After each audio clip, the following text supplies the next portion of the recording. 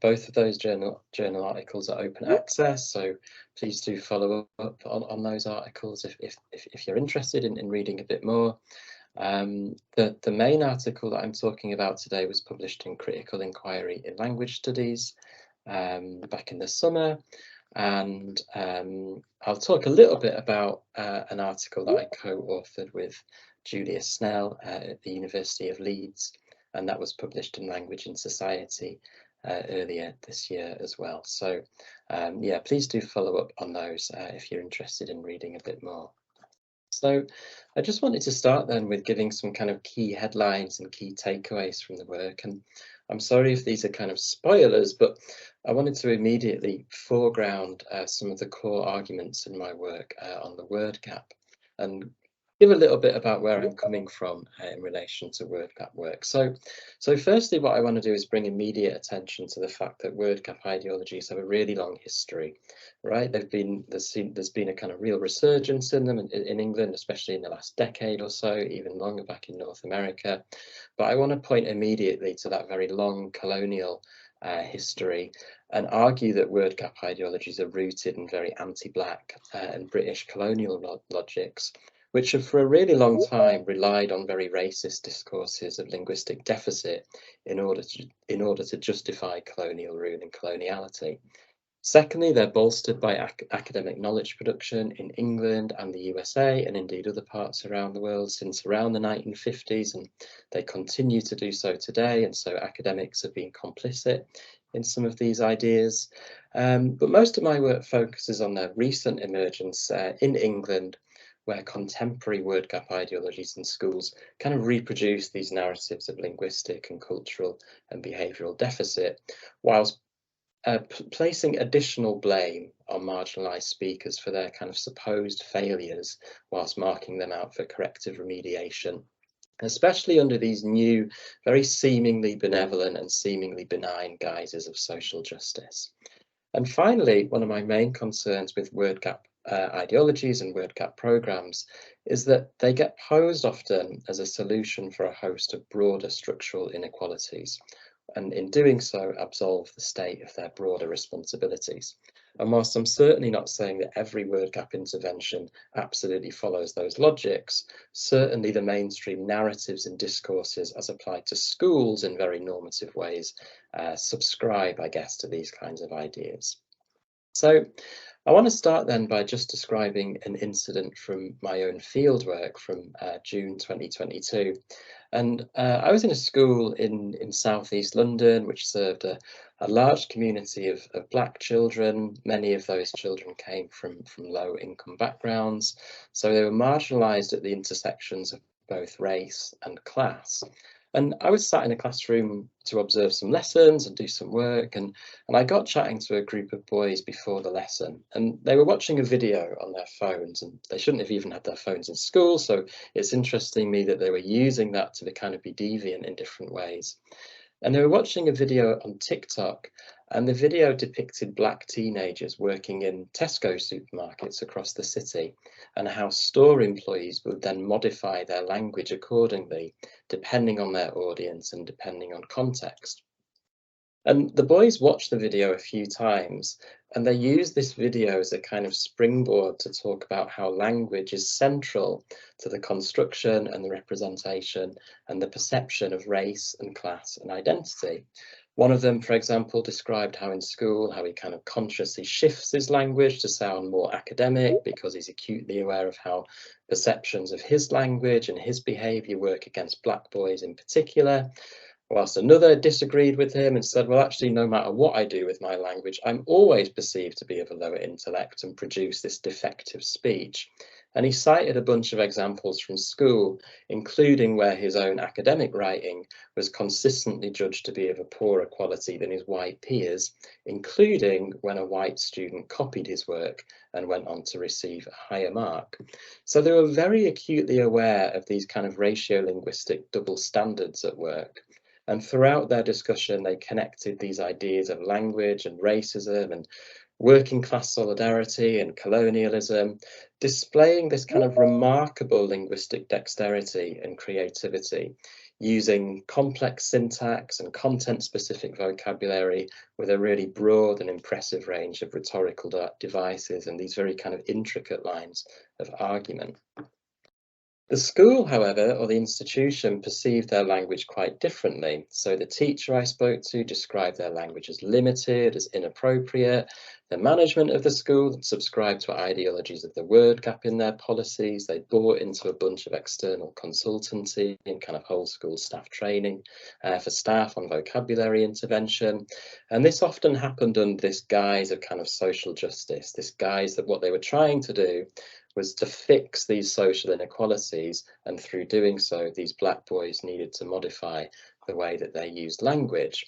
And the boys were very resistant to these ideas. They hated writing in school. They wrote as little as possible. When I eventually observed the classes and the boys, they were sat very, very quietly and produced these one-word answers, were told by the teacher to use academic vocabulary, despite the boys, actually, I would argue they were using academic vocabulary in the video, in their discussions of the video beforehand. And as a result, they were placed into this kind of lunchtime intervention program to try and repair these supposed defects, again, under these guises of social justice and equality, with the institution believing that these boys were simply not capable of producing the right kind of language. And if they wanted to be seen as legitimate by the school, they needed to modify their language, specifically their vocabulary. So I give this kind of example just as a way into thinking about how what these boys were being subjected to is this ideology that their words came under punishment under this ideology of the so-called word gap. And the word gap has been renormalized in schools in England in the last decade. So I'm just showing a couple of examples here just to show you what I mean. So here's an extract from a 2018 speech by Amanda Spielman, who's the Chief Inspector of Ofsted. And for those joining us outside of England, Ofsted are the schools inspectorate, so they inspect schools for the quality of education. So here she's talking about how disadvantaged children arrive at school unable to communicate, unable to follow what's going on, and as she argues, disadvantaged by their lack of words. So she's kind of speaking, not directly, of course, about those boys that I was just describing to, but certainly those types of communities. But I have some feedback on my place. Oh, yeah, yes. Feedback.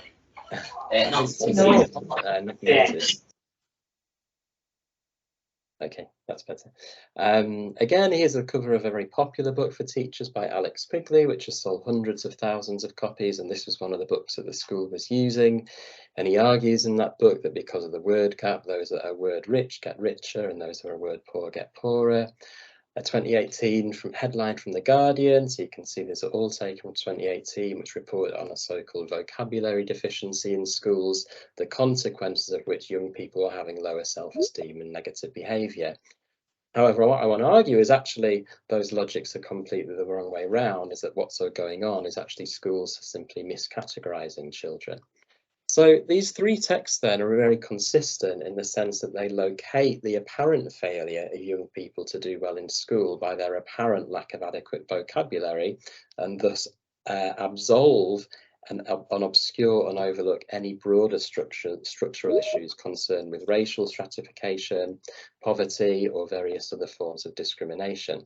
And so these are the forms then, these are the questions then that I was looking to answer in my work, where I'm really interested in uncovering how these word gap narratives have become so normalised, working to maintain responsibility on the most marginalised members of society to modify what they do, their language.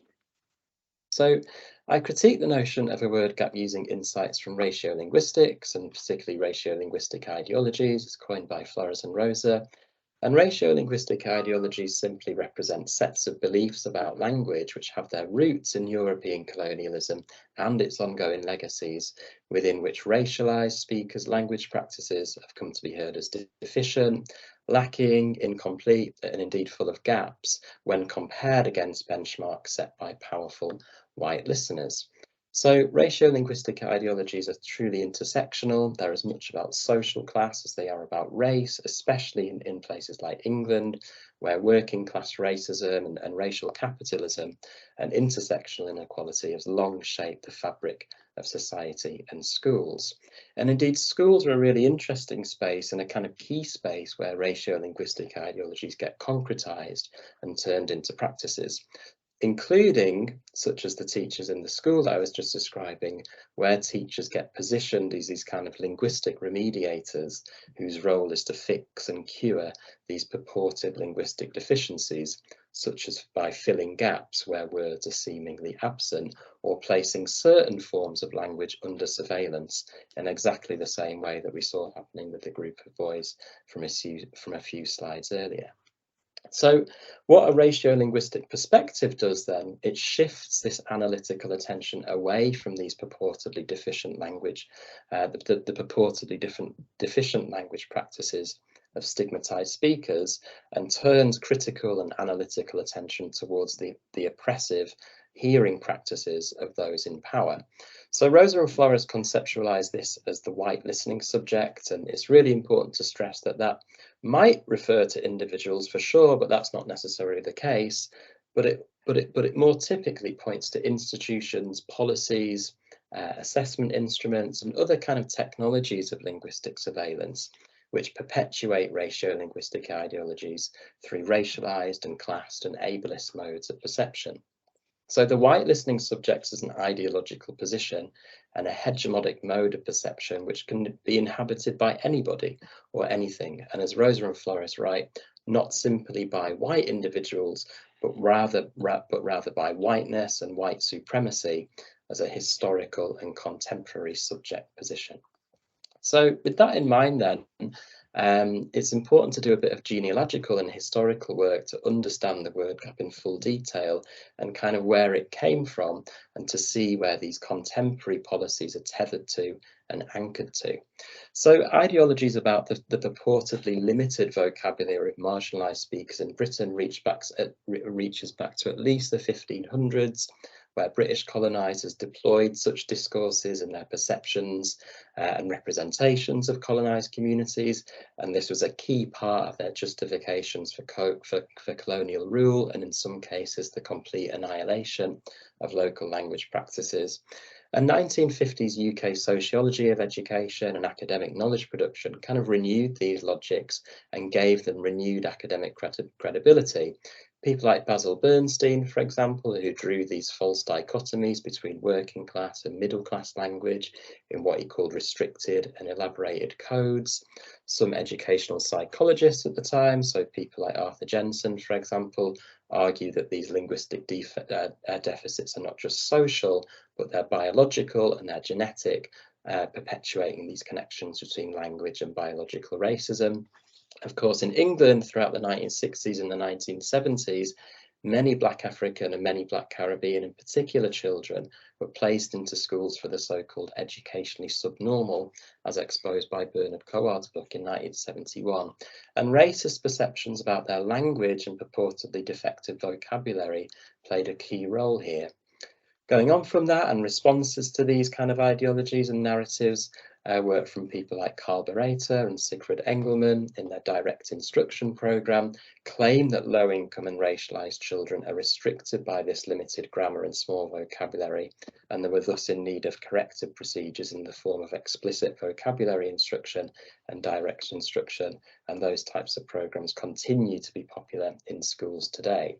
And whilst these logics have long received criticism in North America from people like Shirley Bryce Heath, William Labov, and in England, people like Harold Rosen, who have long exposed the classism and the racism within these perspectives, they continue to be really durable because they shift attention away from the state-crafted structures of inequality and replace and refocus the blame on marginalised speakers for their apparent failures.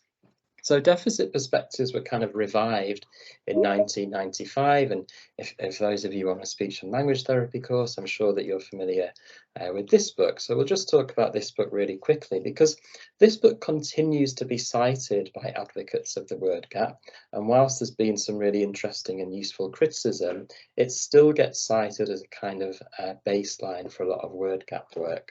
So it's a hugely influential piece of work. And very, very broadly, what Hart and Risley did, they claimed that high-income white families talk more frequently and with a wider variety of vocabulary when compared against low-income black families, and that this was the root cause of some of the challenges that they faced in school. So Hart and Risley conducted monthly 1-hour observations and recordings of 42 families in Kansas City from 3 different groups that they called professional, working class and welfare, and they tracked children from 7 to 9 months old to around 3 years old. And what they did is simply calculate the average hourly rate of words spoken to children from their caregivers, and then extrapolated those numbers to suggest that by around the age of 4, the children in the low-income group have heard 30 million fewer words than their high-income counterparts. So this 30 million statistic, which itself is at a kind of extrapolated modelled number, is what they call the word gap, and often gets called up by policymakers and word gap advocates today very, very uncritically. So despite these kind of methodological flaws that other people have pointed out, which conflates language with the crude measurement of number of words, one of the more problematic and racist ideas within the study is concerned with sampling. So from the 13 families in the professional category, just 1 of those were African American, whilst from the 6 families in the welfare category, all 6 were African American.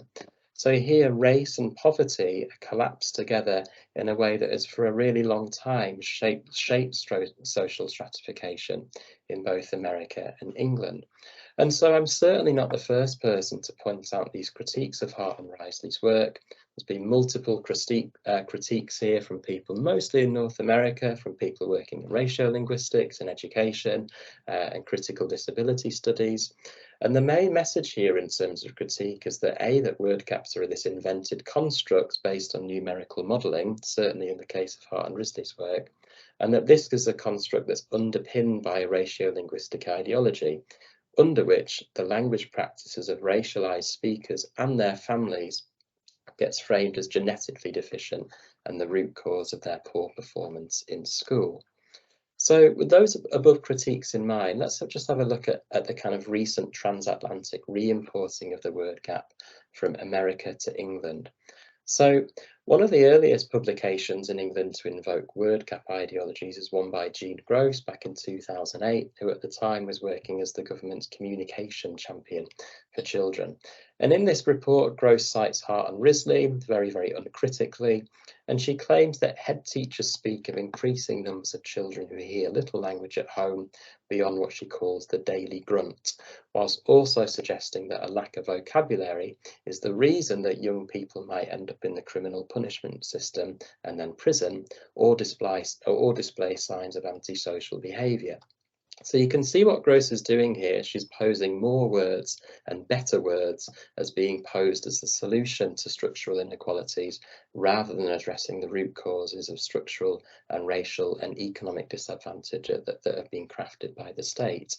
And Ofsted too reproduced these ideas, and in particular these animalistic discourses of grunting. And I'll come back to Ofsted later, but here's just a quick kind of an example of a report from 2003. So this is taken from a school serving a high proportion of economically disadvantaged pupils and a majority Gypsy, Roma and traveller community, where Ofsted have deemed that for some children they're incapable of communicating, and instead they use nudges and grunts to communicate, with many speaking only simple words and phrases.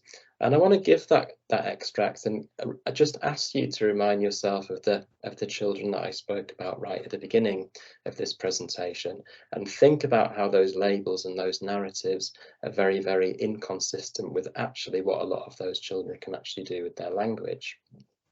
And these animalistic discourses go back even further and have a really colonial history. It doesn't take long to trace through some of the early colonial writings from the 1600s through to the 1800s, as in this extract from Thomas Herbert's 1677 depictions of black communities in West Africa, where he perceived local speakers to be displaying speech, no speech, but rather a grinning and a chattering.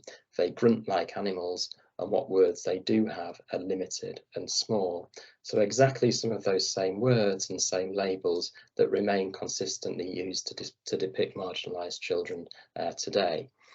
And just as indeed Greengross upheld word gap ideologies back in 2008, she continues to do the same some 14 years later. So here's a 2020 slide from training materials of hers that I acquired, where this absence in words is used to claim that children are destined for a life of poverty in adulthood. So the images are a really good example of how the stigmatization of working class communities get upheld through these very decontextualized images, which reproduce these stereotypes of single mothers living in urban environments who are repeatedly blamed for their own failures, continuing a really long history of very actively crafted stigmatization of working class families, as written about by people such as Imogen Tyler, where these narratives pose that the only sensible solution to the plight of marginalised communities is for them to take responsibility in modifying the way that they use language. These really remedial discourses continue to point the blame at minoritised families, were regularly deployed following the nationwide riots in August 2011, following the police murder of Mark Duggan in Tottenham. So the riots, if you remember them, were kind of seized on by the state as an ideal opportunity to justify support for new remedial policies, while shifting the blame onto marginalised families and away from years and decades of really quite punitive state-crafted welfare reform, which harm the lives of those most in need. And as part of this narrative, Black youths in particular in poverty were kind of reframed as a threat, as was their language, especially when heard to be lacking in purportedly adequate vocabulary, such as in this media piece by the Conservative commentator Lindsay Johns, which happened just a few days after the riots, in which he describes how what he calls academic vocabulary is the single solution to young people not becoming disenfranchised, or in his words, avoiding the dole queue. So these logics then are simply another way of finding faults in the activities of working class Black families, where it's deemed that the reason that these families and their children do poorly in school is nothing to do with systemic inequality, but because their families have failed to equip them with adequate linguistic and cultural practices. And under these logics and narratives, then school gets constructed as a place where marginalised children will be kind of compensated for these supposed deficiencies through seemingly benign and seemingly benevolent interventions, which look to change their behaviour. Again, these coalescent logics of defective vocabulary and crime and punishment and criminalisation have a really long colonial history. In 1800s British colonial India, the East Indian Company administrator William Sleeman published a book called Vocabulary, or the Peculiar Language Used by the Thugs. And in that book, he documented the highly specialist and highly secretive language used by working class communities in India who were suspected by British colonial rule of plotting against British colonial powers. So Sleeman's campaign against what he called the thuggee led to the deportation and the imprisonment of such communities, with these racist articulations and perceptions of their purportedly inappropriate vocabulary used as a way of constructing them as criminals, outlaws, and terrorists. And so here then, language policing is not just a metaphor, but a very literal way of discursively constructing criminals.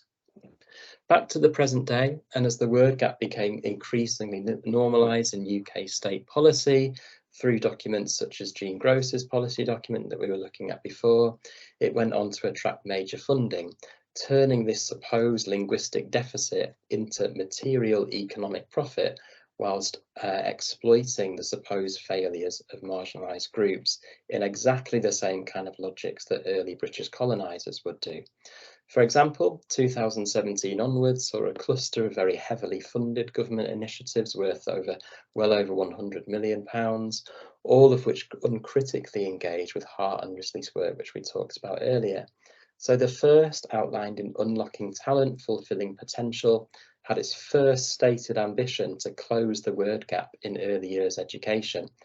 And this then triggered other initiatives such as the Early Years Social Mobility Peer Review Programme, which is essentially an 8.5 million behavioural change programme specifically targeted at changing the language practices of families living in poverty. The 2018 Hungry Little Minds was a public health campaign which relied on this words are nutrition metaphor, framing those who don't have enough words as literally malnourished, and therefore more words and better words as what they called food for the brain. So the campaign included public adverts for closing the word gap. You might have recognised them from bus stops and billboards in your local area. And they were specifically placed in areas of high economic deprivation with largely non-white communities. So here's one if you can't see it. So here a small baby has a thought bubble with the words, "I hardly understood a word, but I'm glad we had this chat." So of course, talking to your children is no bad thing, and I'm not for a minute suggesting that, but the campaign's subscription to word gap ideologies and its focus on vocabulary rather than language as an entire communicative system is deeply problematic, as well as this kind of targeted marketing campaign in specific postcodes of economic deprivation, especially, I would argue, amidst a time of deep funding cuts which have plunged poor communities into literal hunger. Also in 2018 was the launch of the 26 million government-funded English Hubs programme, part of which includes training materials and videos on closing the word gap and offers courses for other teachers on word gap intervention strategies. And finally, another major programme which continues to receive funding from the state is the Nuffield Early Language Intervention Programme, and that's a 20 or 30 week oral training programme targeted specifically at children who show what they call weaknesses in vocabulary. Those interventions are in the form of very tightly regulated scripts for assessing vocabulary, which really resemble those direct instruction programs, which we looked at briefly back in the 1960s. So gap ideologies have been really popularised in the UK through some of those interventions that we just talked through, but also through some more cheaply available resources and the propagation of them through media discourses. So here's a small selection of headlines reporting on these apparent deficiencies in vocabulary, encouraging teachers to turn their attention to word gaps, and the reporting of gap ideologies in terms of a public health crisis and this linguistic emergency. So one book in particular that's responsible for very uncritically perpetuating gap ideologies is Closing the Vocabulary Gap by Alex Quigley. And this book is used extensively in schools, including in the school that I mentioned right at the beginning of this talk. It's sold in its hundreds of thousands, and I'm certainly not trying to be critical of an individual here, but instead of a system where word gap ideologies have become normalised and where schools look for quick fix solutions to what are actually very complex problems.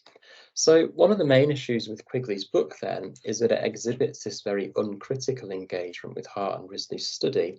And Quigley has since attempted to distance himself a little bit from this. But still the book has this absolute failure to engage with even the most well-known critiques of gap research, which rejects some of the flawed methodologies that we talked about earlier, and despite this huge body of critical work which existed since the 1970s at least. Instead then Quigley chooses to evoke health and nutrition and finance metaphors in his descriptions of the way that marginalised children speak, reproducing these verbal deprivation theories reminiscent of the 1960s. So, for example, in his words, children can be word poor or word rich, and vocabulary is the thing that places a limit on what you can do. And there's a strong emphasis on what Susan Bloom calls this ideology of wordism, where language is construed simply in terms of words, with the more words you know, the better, and that naming things in the world is the main function of language. For example, Quigley says, we're surrounded by this vast wealth of words and they profoundly affect our lives. Words we use, receive and hear and speak, etc. Our wealth of words can determine our status in life. So absolutely locating words as the single indicator or single determinant of success or failure in school. So this focus on vocabulary, I would argue, is this one of the very typical, very reductionist ways in which deficit discourses operate in attributing success and failure to language, or indeed words, rather than issues of structural inequality. So the same year as the publication of Quigley's Closing the Vocabulary Gap, OEP published a report, Why Closing the Word Gap Matters, and they followed that up one with another one in 2020. And this was based on a survey with over 1,000 teachers in which they asked them about their perceptions of a word gap in schools. So they foregrounded these very assertive claims right at the beginning, where over half reported that 40% of their pupils lack the vocabulary to access their learning, etc. And much like Quigley then, the Oxford report lacks attention, especially in its opening chapters, about any critical distance or any historical detail about what the word gap is and where those ideologies come from, presenting it as a very uncontested idea which has never been challenged. So Hart and Risley's study, for example, is referenced as groundbreaking, which identifies the root causes of the word gap, again working to mask those structural issues of poverty and race and class. And instead vocabulary, or in their words, poor vocabulary, gets posed as the determinant of a whole bunch of social issues, including mental health, unemployment, low self-esteem, poor discipline, school attendance, difficulty in making friends, etc., etc. So once again, ignoring and arguably overlooking these bigger structural issues, which might lead to some of those other social issues that marginalised children experience. So moving on then, I'm just going to spend a few slides talking about the work of Ofsted and the role that they play as the white listening subject. So in an article that Julia Snell and I published in 2022, what we showed was that these auditory judgments about language are made through predominantly white ears and Ofsted's 92% white economically privileged workforce. And in a detailed analysis of a database of over 100,000 inspection reports, we showed how Ofsted are a key propagator of raciolinguistic ideologies, reserving the most hostile comments about language for schools in areas of economic deprivation, serving largely racialized communities.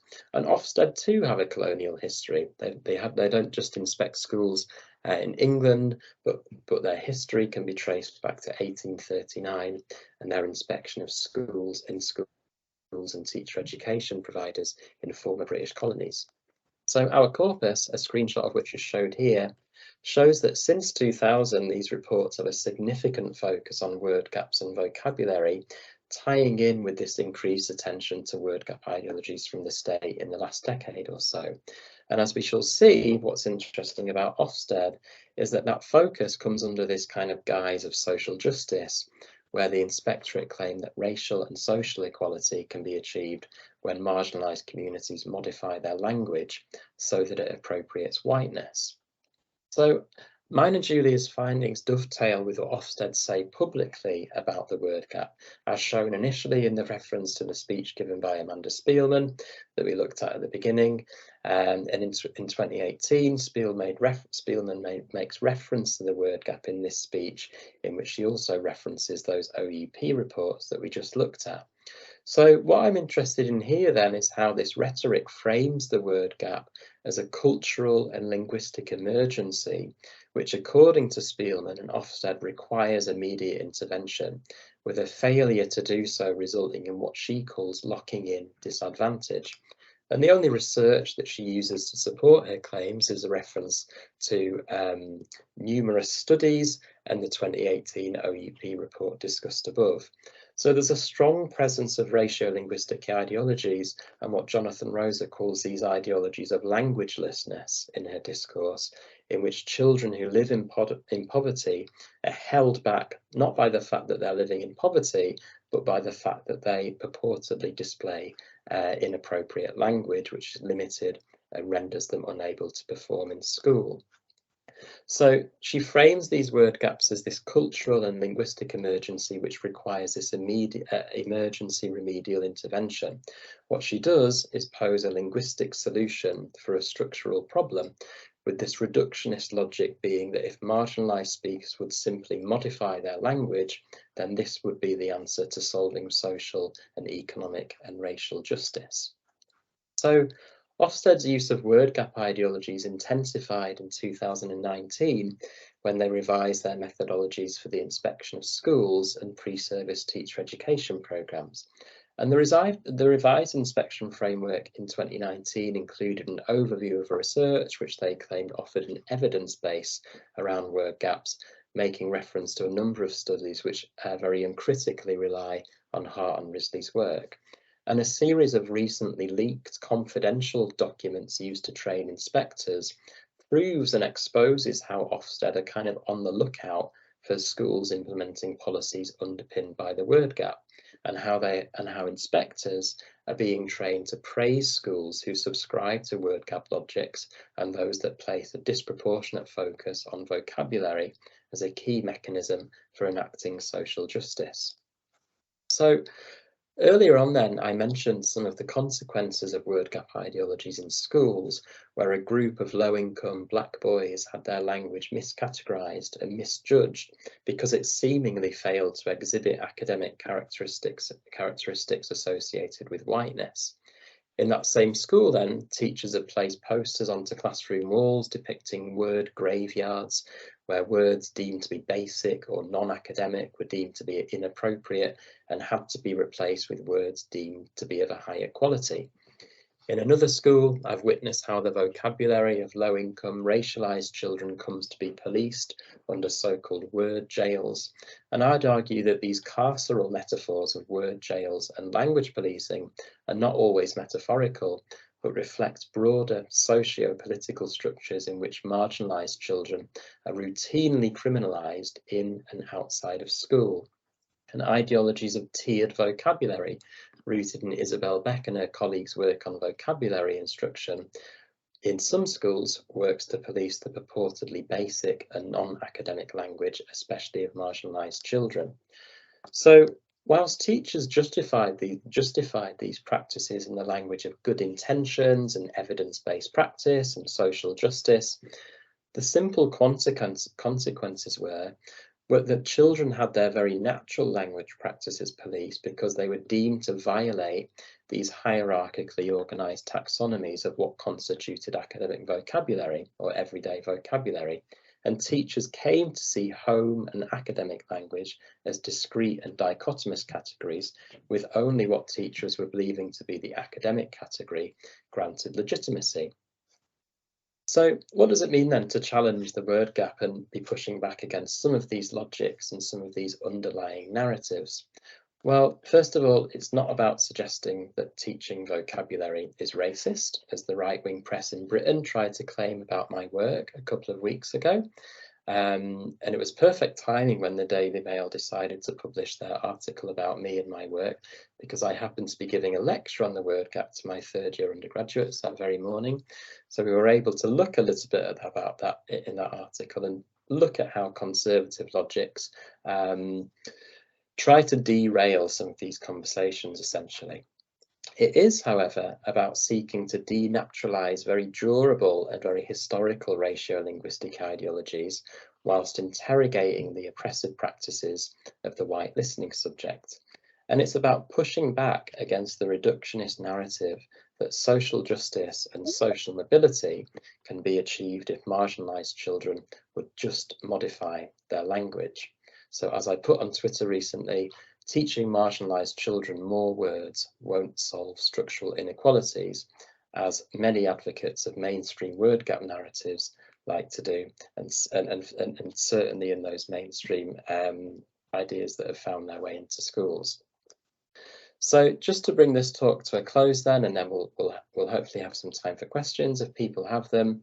So I've tried to cover this then. So the idea that word gap ideologies have a really long history, that are rooted in anti-black and colonial logics, that have since been bolstered by academic knowledge production since the 1950s. Arguably that continues to be the case.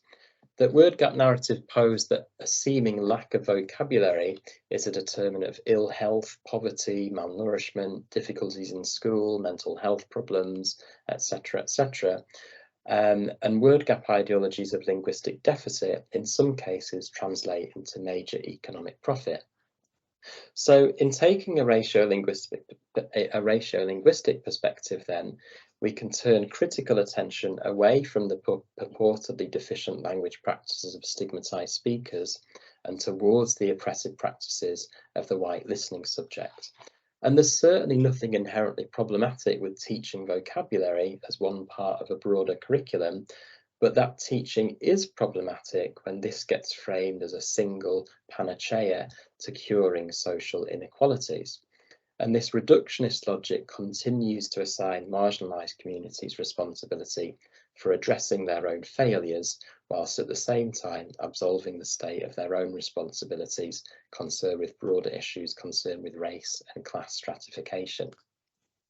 So thank you so much for listening. That's the references that I've talked through in this talk. And yeah, if people have questions or discussions or discussion points, we're very gladly to get involved with that.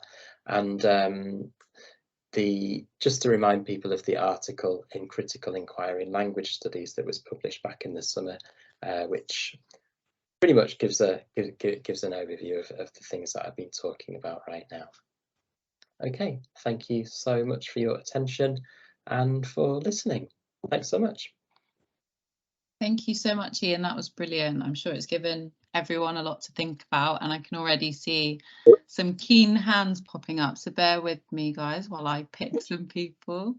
I can see Alice. Sorry, Alice, I can't see your surname, but do you want to go first? Kick us off. Hi, yeah, I'm Alice Dignan from the University of Leeds. Thanks very much, Ian. That was really, really interesting. I've seen your stuff on Twitter and seen your articles, but to hear you talking about it was absolutely fascinating. I've been working in this area, and there's loads that I'd like to ask about. The thing about tiers, I just wondered what you thought about that, because I've looked at tiers and I just think it's kind of quite useful, but a massive oversimplification. And I feel really that teachers, particularly I think younger teachers who genuinely I think really want to do the right thing and are overworked and underpaid terribly, are almost as much victims in all this as the young people that you were talking about. So yeah, that was my question really, partly about teachers and what they should do, and also if you have time, but the idea about tiers as well. Thanks. Yeah. Thank you, Alice. They're really, yeah, thank you. It'd be great to catch up with you because I know that you've been working on vocabulary and some of your work has been questioning and being critical of some of these narratives as well. So thank you for the work that you do. Yeah, tiered vocabulary is really interesting. I've been looking into it a little bit. My understanding of tiered vocabulary is that it claims to offer a very objective way of organising words into distinct taxonomies, tier 1, tier 2, tier 3. I can never remember the way around it is. Is tier 1 the most basic words or everyday words? I don't know. And yeah, tier 3 is like... Tier 1 should be everyday words, but in fact, it's nonsense. Yeah. And my concern is, and my worry here is that, well, how do you ever come up with this kind of empirically definable set of objective linguistic categories, right? How do you decide what words are everyday and basic and what words are kind of highly specialized? You know, I think about those black boys in that school in South London that I opened the talk with. I don't think any of their vocabulary would have been classed as tier 3, whatever is meant to be the most academic one, but they were still using academic language, right? They weren't not using academic language, they were just using language differently to how that's been constructed by an external means that's attempted to empirically define those categories. So my worry with tiered vocabulary is that teachers perhaps unwillingly kind of accept that notion, and they accept that yes, you can place words into these very delineated categories. And what I've seen in schools, and not all schools of course, what I've seen is that words in tier 1, the kind of more basic categories, are deemed to be inappropriate for the classroom, because they're deemed to be representative language which is seemingly non-academic and therefore not welcome in school.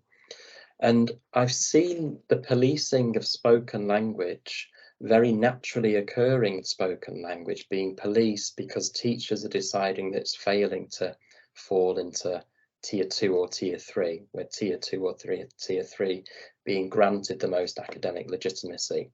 And so you see students who genuinely want to contribute to a conversation and kind of desperate to say something, but because they're not using words that are deemed to be tier 2 or tier 3, they, instead of the teacher actually listening to what they're saying, they simply have their language policed. And the consequence of that is, of course, well, the kids think, well, why the hell should I bother putting my hand up and opening my mouth ever again, right? Because the teacher's not listening to what I'm saying. All the teacher's doing is listening to try and think whether I'm using tier 2 or tier 3 vocabulary. So yeah, I have concern about the categories, and I have concern about how that can lead to language policing. And I think it's important to recognize, and maybe I should have stressed this a bit more, that I absolutely understand that teachers are working within a context and a policy architecture where they are under enormous pressures to get their students to produce so-called academic language or tier 3 vocabulary, whatever. So I'm not blaming at all teachers as individuals for perpetuating these. I want to be very, very clear that my critique has always been about systems and about structures and broader architectures of policies in which ratiolinguistic ideologies have become normalized. Yeah, sorry, that was a long answer, Alice. Tiers are something that I've been trying to get my head around a bit more, but yeah, I need to do a bit more reading and a bit more work about it. But yeah, Thanks. Thank you. Thanks, that was great. Thanks. Thank you, Alice. Great questions. I've got a question, Ian, more of a personal curiosity. So yeah. I think I asked you at your talk earlier in the year about how Ofsted have received your research and kind of your comments. And I don't think they were too receptive at that point. I just wondered if they've been more receptive and if they're open to kind of working with you or others in the field. Yeah, thanks, Chloe. That's a really... Everybody asks this question. Everyone's like, tell us what Ofsted said. We want the gossip. Yeah. I mean, I'm not allowed to. Me and Julia met with them twice, and we didn't sign anything, but we did give kind of verbal agreement that we wouldn't give like the details of the meetings that we had. But what we can say is that we left those meetings feeling really frustrated and actually really patronised, because me and Julia, as academic linguists, were taking our concerns to Ofsted and saying, look, we have serious evidence that over almost 200 years, you've made very hostile comments about the language of children, of some of the most marginalised children and teachers in society. And Ofsted didn't want to listen. A journalist covered some of our work and asked Ofsted for a comment, and they declined to comment. So yeah, their engagement with us has been, to this point, has been really frustrating. In the article that me and Julia wrote, we talk about their institutional inability to listen. And that's ironic, given that we're critiquing their listening practices, right? We're interested in the way that they're listening to children, but also the way that they're not listening to academics. But we have been in touch with Ofsted again recently, because Ofsted have now got, there's been some shuffling around in some of the members of staff that are responsible for languages and English. And yeah, we're hoping to have a further meeting with Ofsted, and we have hope that will be the case. And yeah, we'll continue to try with Ofsted. But what we're doing this time is making that very, very public. So we put on Twitter, for example, that we've sent Ofsted a bunch of stuff, and yeah, we're trying to hold them a bit more responsible for listening to academics who ultimately have whose interest is in changing practice for the better.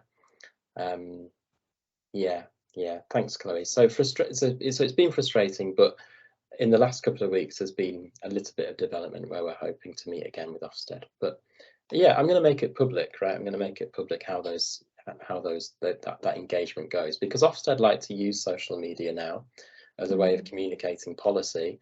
So I'm thinking, well, let's use those same tactics. Brilliant. So there's hope on the horizon, potentially. Yeah, I think again in like 6 months, right? Yeah, brilliant, thank you. And there's a comment in the chat which I'll just read. So thank you so much for this much needed discussion. This sort of ideology that is part of the bias of language within the Caribbean space, where our Creole is considered improper, but it is what we hear growing up before we had to conform to learning English, which is a language that was brought to the islands along with other colonial languages. It is just another way to silence particular voices as well as maintain categories of exclusivity. Yeah, I'll give that an applause. Yeah, thank you, Tasha. It's getting lots of thumbs up as we go. So yeah, thank you, Tasha. Definitely. And these things do have a colonial history, right?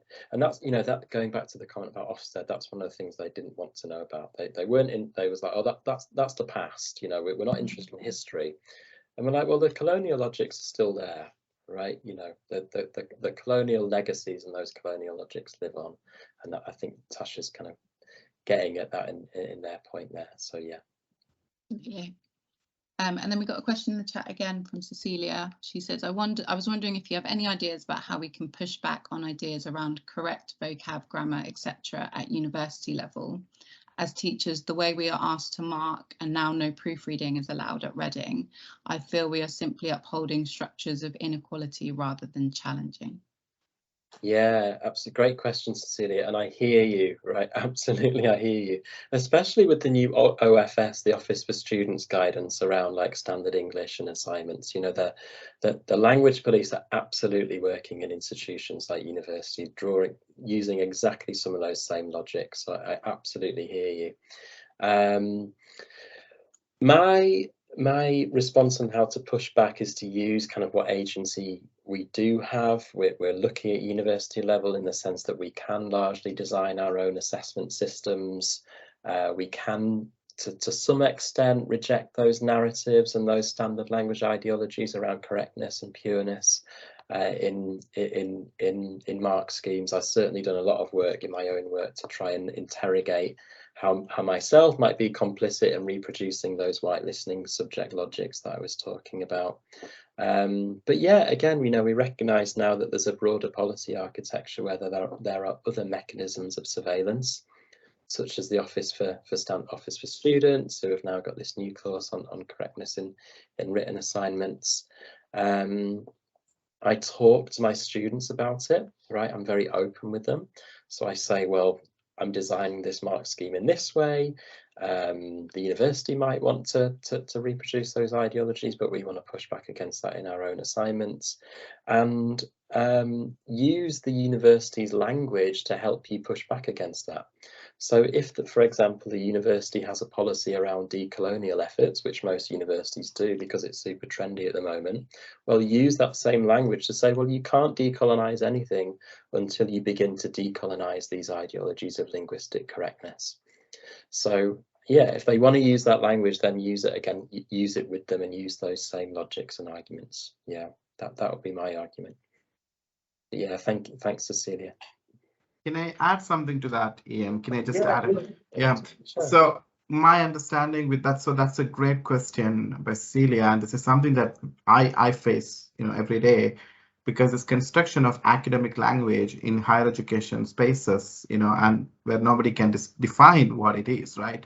And with my experience of decolonization is those efforts will never materialize as policy. So while there is a decolonization committee, that might be trendy and that sit out within the university structures, but that will never materialize in terms of policy. So you would still have those. So then in those contexts, how do you push back is really the question. Yeah. Thanks, Vishnu. Thank you.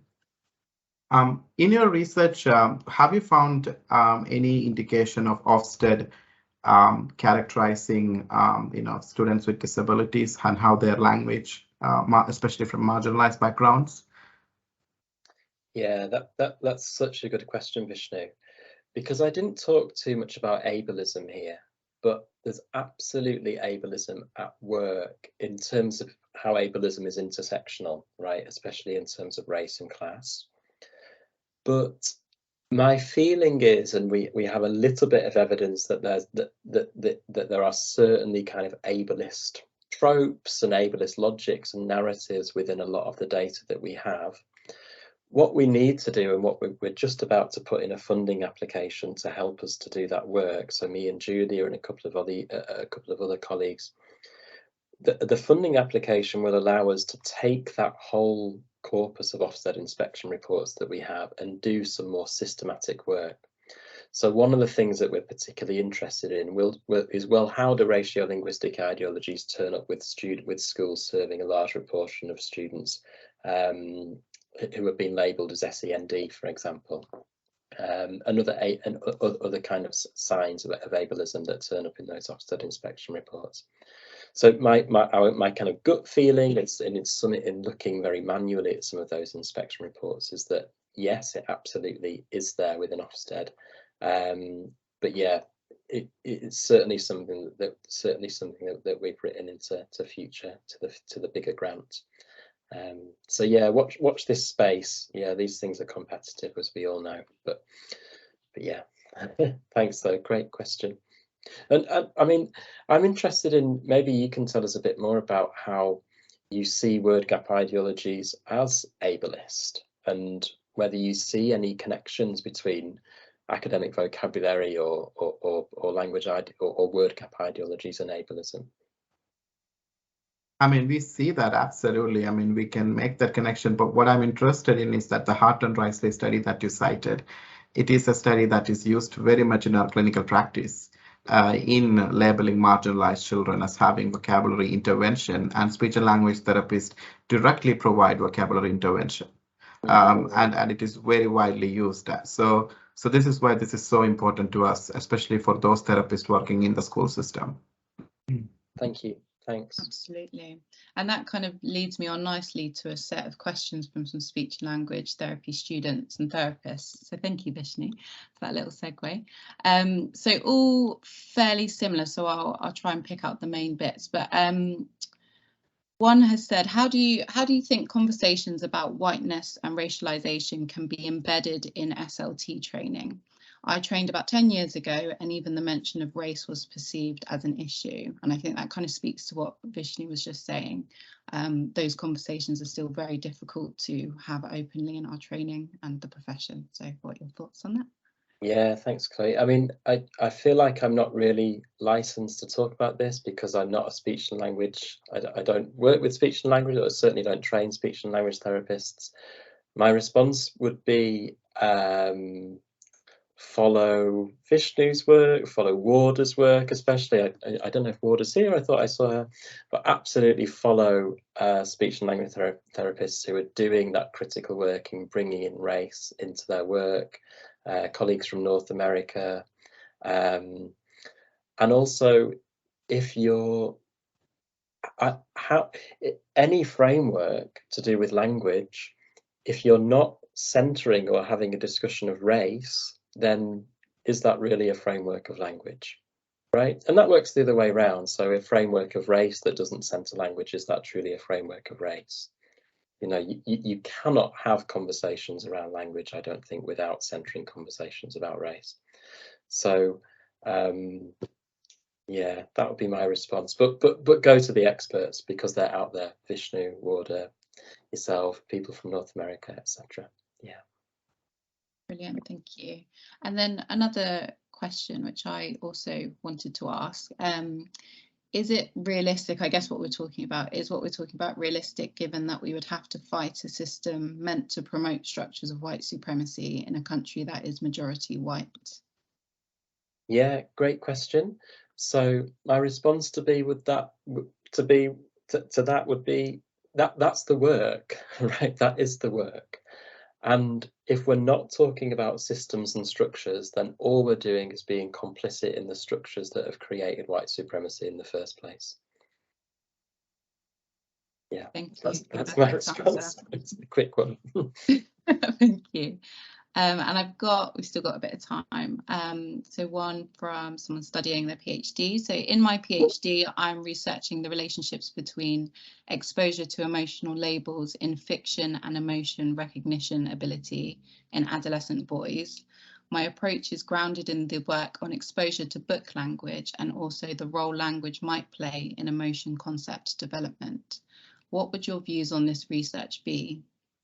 a complete waste of time or possibly useful if ultimately extended beyond the British curriculum and English language? Yeah, I mean, definitely from what I understand, it definitely not a waste of time at all. And I'm kind of hesitant to comment on it because I know nothing about the PhD work, so I don't want to like misrepresent or misconstrue things. But yeah, from what I understood, absolutely a valid piece of work. And okay, oh, I see the question here. Okay, I just put it there so you can read it because that was quite yeah. Thanks, Chloe. Thanks. It was kind of hard to make track. I mean, this is putting me on the spot now. I was like, between exposure to emotion. I'm not, to be honest, I don't understand what emotion labels in fiction are. And emotion recognition ability in adolescent boys. I'm not sure I fully understand the study to feel like I can comment on it. I don't think that would be fair on the student or the supervisor. Sorry. That's completely fair. We have to check that. Thank you. Okay, I will pick a couple more. So someone has asked again more kind of generally in a curiosity. You've chosen a topic that would have been sure to raise some hackles. What has the feedback been like from your peers? Yeah, I mean, the Daily Mail were pissed off about it, right? They like took the time to write a whole article about it. I mean, good. Yeah, and like as Vishnu said at the beginning, like if the Daily Mail are going after you, then I think you're doing the right thing. So yeah, it was like a kind of badge of honor, I guess. And you know, the Daily Mail have a long history of mischaracterizing and attempting to derail any conversations around anti-racism and coloniality and white supremacy in education. So yeah, so but actually I've had some really nice supportive comments from colleagues and peers and students who, and I think that support comes from people who have long felt a little bit uneasy about some of those narratives and discourses and ideologies around gaps in language and word gaps, and yeah, have long felt that they needed to call it out and potentially that they're complicit in it. And hopefully my work and the other critical work on the word gap that certainly I'm building on helps them to yeah, name things, I guess, and feel more informed about some of the decisions that they might be being asked to make, but might feel uncomfortable in pushing back against. So yeah. Brilliant, thank you. And we've got another one in the chat. Do you think your work applies to non-native English speakers too? I feel like native speakers, whether marginalised or not, can be creative with their language. But don't you think non-native speakers' language should be policed more? Okay, thanks for the question. I guess my first response to that is I'm not sure what these categories, native and non-native, I'd question those as kind of distinct dichotomous categories. Vishnu's just put it in the chat. So my first response would be, well, let's think critically about that construction and that category of the native speaker, and think about how the perceptions about language might be central to the underpinning and the construction of that ideology around native speakerism. Yeah, so I don't think I can answer the question in the way that I think the question is being framed, because I think I want to reject those as distinct categories. Yeah. Okay, lovely. Thank Sorry. you. No, don't apologise. Don't apologise. I think it's important that we discuss those things. Okay, another one. So moving away from speech and language therapy, more into the education system. What can teachers and those who train teachers do to challenge these narratives? Yeah, great question. I think, you know, teacher education is certainly a key space in which these narratives need to be challenged, right? That's absolutely fundamental. So like assigning Vishnu's work on reading lists, assigning Warder's work on reading lists, like John Henner's work, Jonathan Rose's work, Alice's work. So people who are writing critically about the word gap on reading lists and giving more time to critical discussions around word gaps and teacher education is absolutely fundamental. and questioning the underlying logic that I think permeates mainstream word gap narratives, which is this kind of really reductionist logic and argument that these bigger issues can be solved if marginalized speakers would simply use more words and better words. That being said, I don't think that the modification of individual teacher attitudes is the long-term solution to pushing back against systems and structures. That's a big, important part of the work, right? Absolutely. But it's not the only thing, and I think that's one of the reasons why critical educational linguists have it's why we continue to see ideologies of standards and correctness and word gaps, etc. Because I think too much work has been focused on the idea that if you would just modify these individual attitudes, then that will see wholesale change. Whereas, as I mentioned before, we need to be talking much more about systems and structures and histories of whiteness and race, and having those bigger conversations, which might feel more difficult at the beginning, but actually they're the types of conversations that I think we ought to be having. So yeah, thanks so much. Fab. And I'll just pop one more question in the chat and I'll read it as well, and that's probably all we've got time for. So someone has asked or commented, I work in a developing politically charged context where SLP isn't as yet firmly entrenched as a profession. How do we manoeuvre linguistic and racial differences between therapist and patient, as a first question? Okay, again, like I feel like kind of weird I'm trying to answer this because I'm not in any way an SLP professional. I think understanding the question, my response would be, how can you, as an SLP, how can you turn attention away from language practices which might be stigmatized and towards how your own modes of perception might be creating that stigmatization in the first place?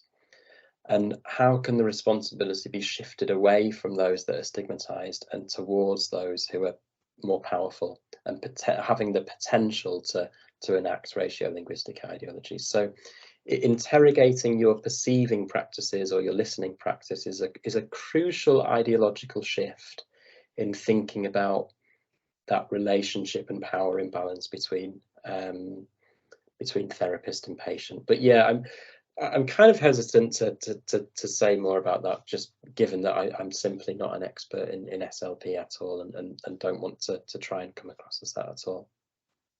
That's great, thank you. And I think you've kind of answered that second question as well. Can we fit one more in, Ian? Is that okay? Yeah. One last one. I was just going to say it's time. It's time. I think Ian needs to go at 7:15. Yeah. So I've got a 2-year-old who will like. Yes. He needs somebody to watch Fireman Sam with him. Yeah. Oh no, that's fair enough. Sorry. No, it's okay. Thanks so much for your questions, and such a nice audience. It gave me a lot to think about, and thanks for giving up your Monday evening to come and hear me talk. I really appreciate it. But yeah, please go and read the article on the word gap if you're interested in reading a bit more, and all of the other stuff, of course, which is taking a more critical perspective on things. Yeah. Thank you so much, Ian and Chloe and everyone else. It's fascinating, and stay tuned for the space. Watch the space. That we'll have more talks coming up. But thank you so much, Ian. Thank you so much. Thank you. Thank you, Ian. Thanks so much for the invitation. Take care. Thanks. Bye. Bye, everybody. Bye. Bye. Bye.